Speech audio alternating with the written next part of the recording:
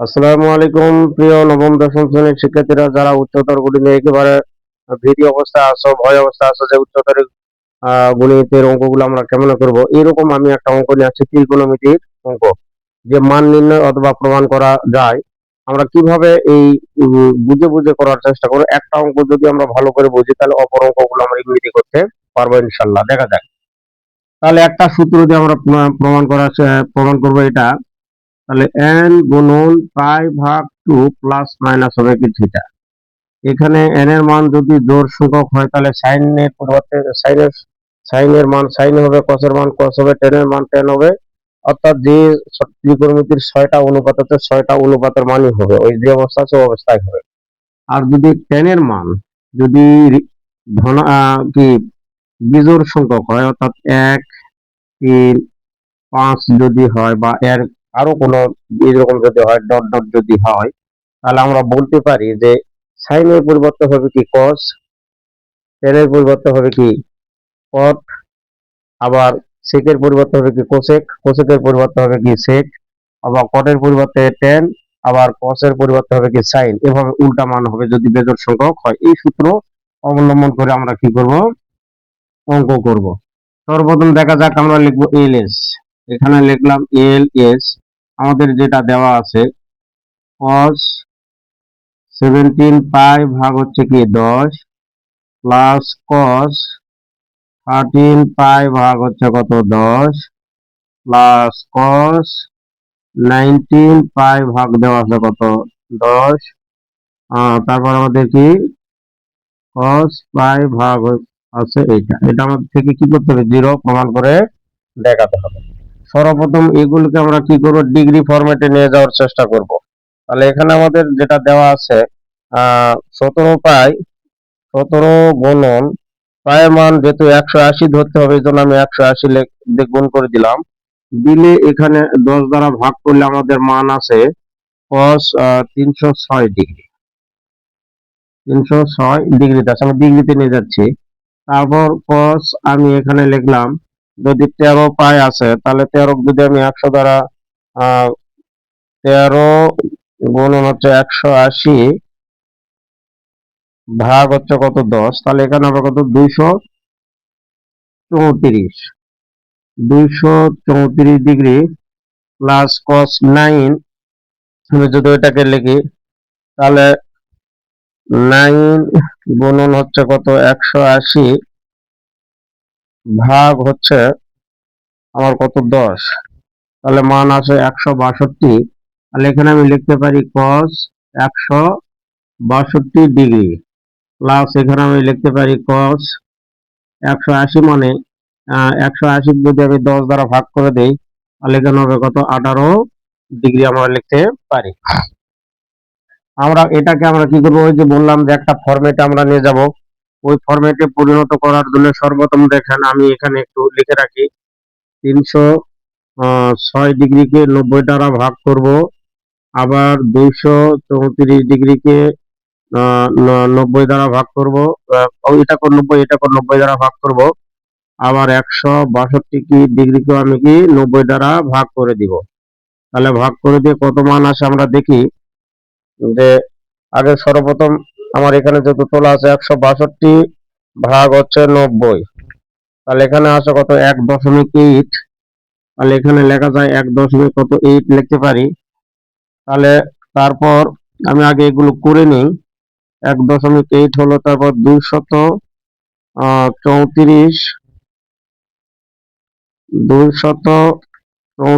ভাগ হচ্ছে কত 90, তাহলে 2.6 এখানে হয় 2.6।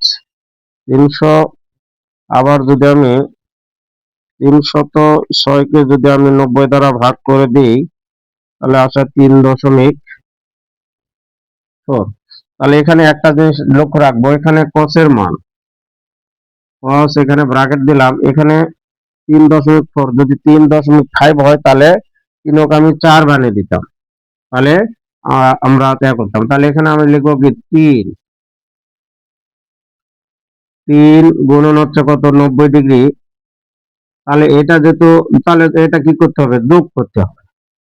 যেহেতু আমি 3 সমকোণী লিখলাম, তাহলে আমি যদি যোগ করে দিই তাহলে 3 সমকোণে কত হবে? তাহলে 3 গুণন হচ্ছে 90, তাহলে কত? 270। আর এখানে আছে কত আমাদের? 306। তাহলে আমি বিয়োগ করে দিব 306। তাহলে আমার লাগে কত? আরো 36 ডিগ্রি। তাহলে এখানে দিতে পারি কত? 36 ডিগ্রি। তাহলে এটা আমি দিলাম, প্লাস আমি এখানে লিখলাম cos, লেখা যায় এখানে 2.6 আছে, তাহলে 2.6 হলে এখানে আমি লিখবো 3 গুণন হলো 90। অর্থাৎ এখান থেকে আমাদেরকে 3, এখানে যেহেতু দশমিক পরে 6 আছে, তাহলে আগের সংখ্যার সাথে আমরা 1 যোগ করে দিব, দিলে কত হবে? 3 গুণন হবে 3 গুণন হবে কত? 90। তাহলে হচ্ছে কত? 270। আর এখানে আছে কত আমাদের? 234। তাহলে আমরা 234 যদি বাদ দিয়ে দেই, তাহলে আমার আরো দরকার কি? -36 ডিগ্রি করে দিতে হবে। মাইনাস কত ডিগ্রি করব? 36 ডিগ্রি। তারপর এখানে আমাদের দেওয়া আছে কি? cos 62। তাহলে এখানে 1.8, মানে এখানে আমরা কি করে দিব? 2 গুণন 90, 2 গুণন 90। তাহলে 2 গুণন 90 মানে কত? 180 ডিগ্রি। 180 ডিগ্রি আমার এখানে আছে কত? 162। তাহলে 180 থেকে যদি আমরা 162 বাদ দেই, 180 বিয়োগ হলো কত? 162 ডিগ্রি। তাহলে কত হবে? 18 ডিগ্রি। তাহলে 18 ডিগ্রি এখানে কি করতে হবে? মাইনাস করে দিই। তাহলে মাইনাস লিখবো কত? 18 ডিগ্রি। তাহলে প্লাস হলো আমাদের এখানে কি? 18 ডিগ্রি। এটা আমি লিখে রাখলাম। আমরা এই ফরম্যাটটা তৈরি করে নিলাম।